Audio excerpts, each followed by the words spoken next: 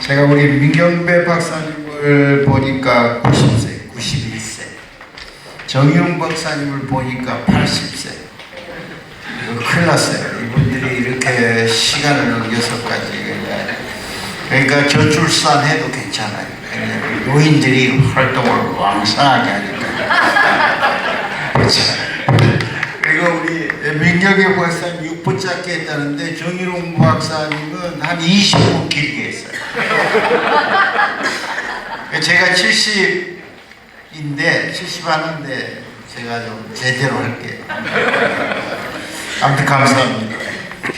우리 정의용 박사 한국의 꼬매뉴스, 대한민국 신학계 원로이며 총시대학교 총장을 역임하신 정의용 박사는 실천 신학자이며 기독교 교육자답게 한국교회의 비윤리성, 특히 지도자들의 신앙의 비윤리성이 어디에 근거하고 있는지를 찾는 것 같습니다. 어떻게 이 문제를 한국교회가 해결할 수 있을 것인지 깊게 고민합니다. 무엇보다 믿기만 하면 구원을 받는다는 오직 믿음 사상이 그로 인한 잘못된 오해가 과연 성경적이고 정당한 것인지를 정의용 박사는 17세기의 체코의 신학자, 철학자, 교육자이며 종교계획가인 요하네스 아모스 꼬메니우스 사상에 근거하여 논합니다. 꼬메니우스는 근대 교육학의 선구자로 유럽 등지를 돌아다니며 교육의 제도를 새롭게 하는 노력을 기울였으며 세계 평화를 부르짖었고 신앙적 관점에서 새로운 기독교 교육학을 마련했습니다. 보헤미아 형제단 마지막 주교로 르네 데카르트와 프란스 베이컨 등과 교제하며 당시 유럽 최고의 지성으로 존경을 받았습니다. 꼬메니우스 대학교가 슬로바키아에 있는데 그만큼 역사적 평가를 받는 인물이라고 하겠습니다. 사실 이신 승리 문제, 믿음으로 구원을 받는다고 하는 문제는 2000년 교회사에서 굉장히 중요한 논쟁점이었습니다. 믿음이냐 행위냐 아니면 믿고 행해야 되는 것이냐 하는 문제입니다. 가장 유명한 논쟁을 보면 초대교회 4세기 5세기경에 아우구스티누스와 펠라기우스의 논쟁입니다. 펠라기우스는 인간은 능력이 있고 자유의지가 있어서 하나님이 원하시는 그 공로를 행할 수 있다. 그래서 구원에 이룰 수 있다. 어느 부자 청년이 예수께 나와서 내가 어떻게 해야 구원을 받을 수 있습니까? 라고 했을 때 예수께서 행하라. 네가 가진 모든 것을 팔아서 가난한 자들에게 주라. 그런데 부자 청년은 그렇게 하지 못하고 슬픔으로 예수를 떠나갔습니다. 그러나 빌립보 감옥에서 우리가 어떻게 해야 구원을 받습니까? 그때 주 예수를 믿으라. 그리하면 너와 내 집이 구원을 받으리라. 우리 아까 정 박사님도 말하셨다시피 성경이 조금 헷갈리게 해요. 행함이 없는 믿음은 죽은 것이라. 야고보서. 그래서 루터 같은 경우에는 야고보서를 초창기에는 지푸라기 복음으로 던져버리려고 했어요. 성경 안에 두기를 싫어했어요.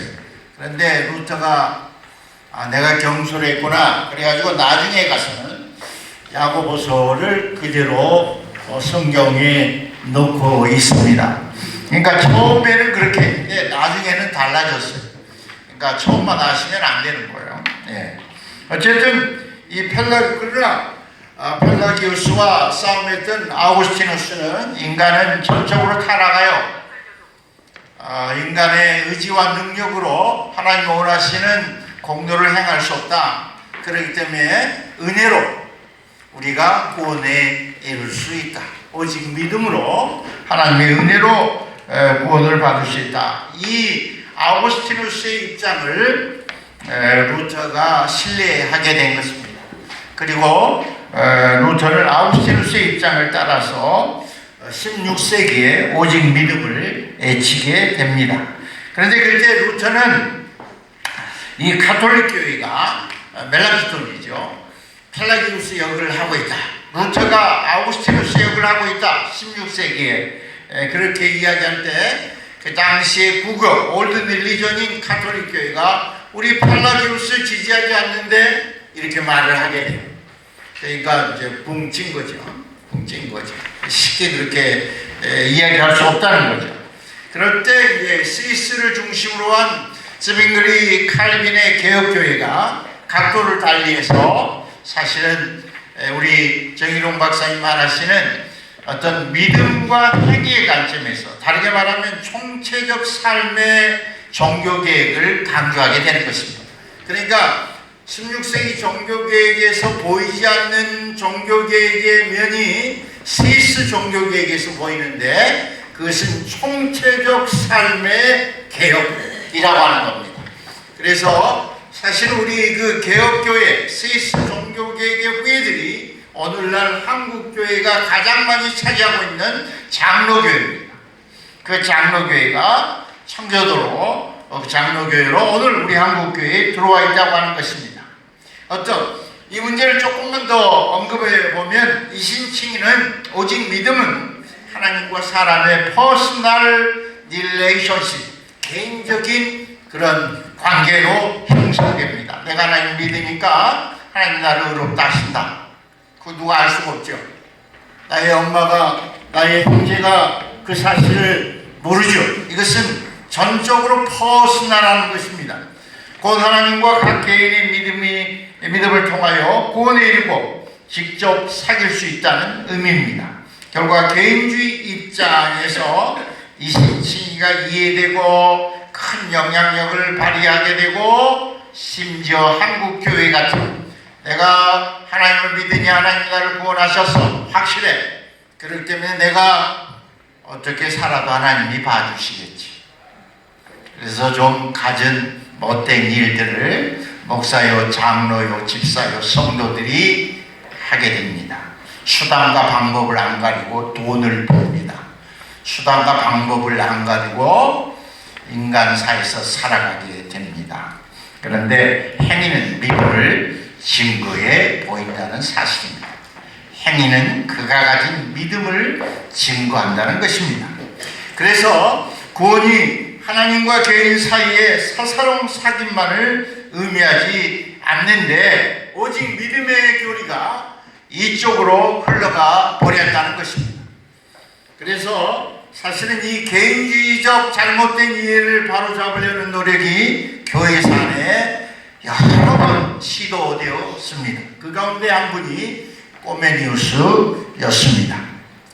그래서 루터의 이신칭의를 향한 경고를 하면서 칼빈은 당신에게 어머니인 교회가 없다면, 다시 말해서 당신의 신앙적 공동체, 당신이 살아가는 사회를 바로 살아가지 않는다면 하나님이 당신의 아버지가 될 수 없습니다.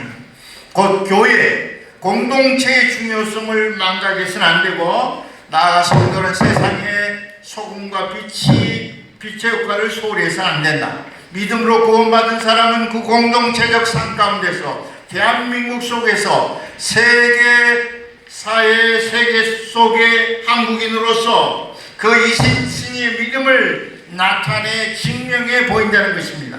구원의 삶 가운데서 그 실체를 보여 알게 한다. 이런 맥락에서 꼬메니우스 역시 이해할 수 있겠습니다.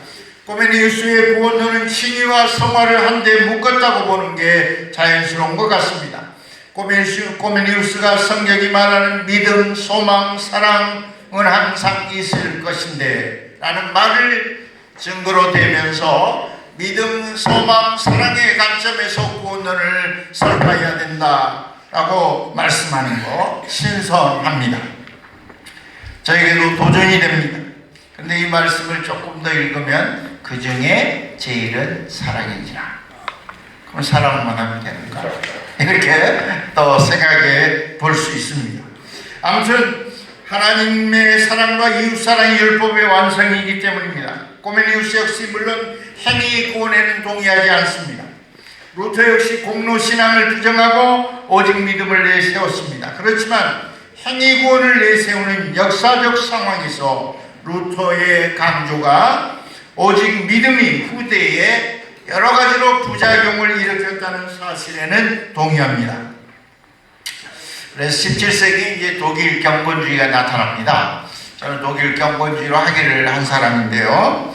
그래서 이 신층의 이러한 일방적 신앙에 대해서 균형 잡힌 삶의 열매가 요구된다, 필요하다, 이런 점에서 경건주의가 믿음과 경건의 삶을 강조합니다. 그래서 다르게 말하면 코메니우스의 믿음, 소망, 사랑의 성도의 총체적 삶을 내세운 것으로 봅니다. 이런 점에서 저는 이거냐 저거냐 이런 양자체질이 중요한 것이 아니라 칭의와 성화를 동시에 내세우고 있는 코메니우스 입장에 동의를 하고, 예수 그리스도를 통하여 나타난 복음의 은혜에 근거하고 있으니 그저 믿고 세례받으면 구원은 완성되고 끝난다는 말이 아닙니다. 내가 믿으면 그저 구원을 받는다는 말이 아니라 구원은 여정 가운데 있다, 로상에 있다, 길 위에 있다. 성도는 그래서 루터가 말하는 대로 의인이면서 동시에 죄인이다.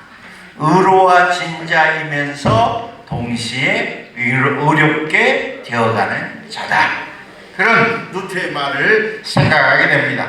믿음을 통하여 얻는 것, 물론 구원이지만 예수님의 죽음을 통해 영원한 죽음에서 해방되었다고 하는 사실, 그 칭의에 대해서 우리가 조금 더 깊게 신중하게 생각을 해야 된다고 하는 것입니다.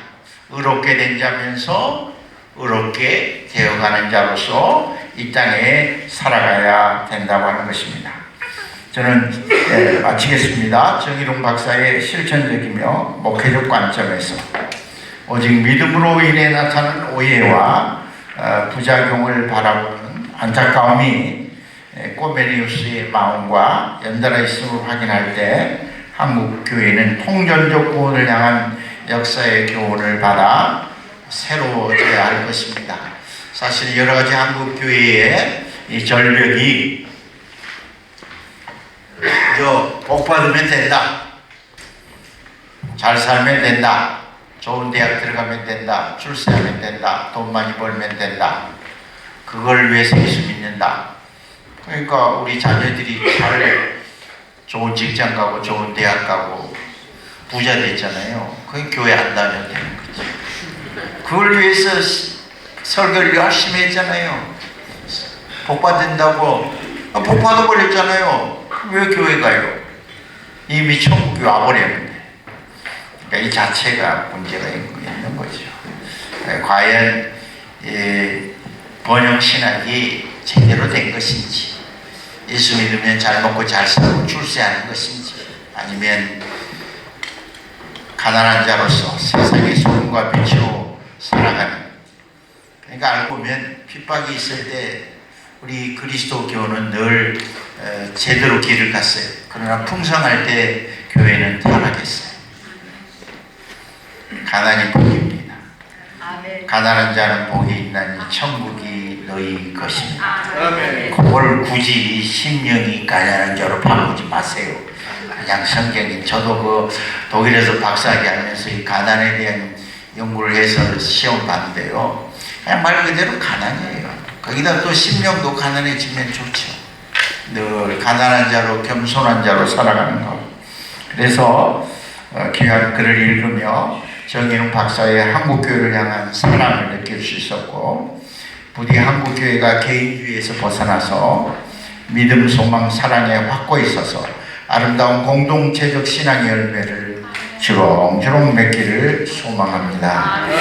그들의 열매로 그들을 알리라. 예수님의 말씀은 분명히 나더러 주여 주여 하는 자마다 천국에 들어갈 것이 아니요 다만 하늘에 계신 내 아버지의 뜻대로 행하는 자야 들어가리라. 마태복음 7장 21절. 누가 설교에 감사드리고 부족한 논찬을 마감합니다.